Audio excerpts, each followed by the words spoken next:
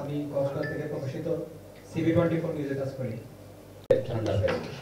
তো এতেই আমরা একজন বিদেশি নাগরিক, উনি একজন ইউএন স্টাফ, উনি যে মেসেজটা আমার কাছে দিয়েছে আজকের ঘটনা একটু শুনলে যদি ভালো থাকবে। ঘটনা একটু বলি। On 10 March 2025, while walking on the downhill paved slope at the circuit house, we noticed a man following us.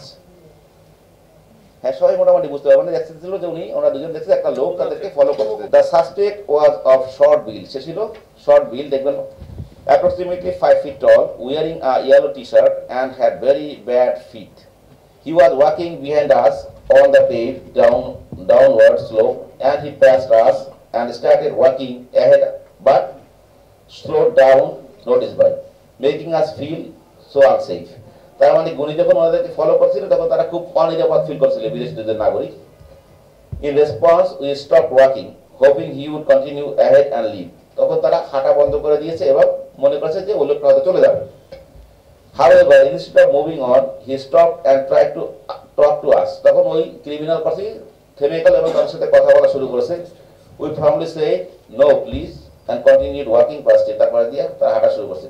যাই হোক, একটা সময় সেই লোক করছে কি, আরো বড় ঘটনাটা, সে ওই মেয়ের গায়ের উপরে জাম্প করে পড়ছে, এলিজাবেথ তার গায়ের উপরে জাম্প দিয়ে তার উপরে পড়েছে। পড়ার পর ওনার শরীরের বিভিন্ন জায়গায় মানে তারা চেষ্টা করছে, শ্লীলতা হানি করার জন্য চেষ্টা করছে, আরো কিছু জীবের ঘটনা আছে।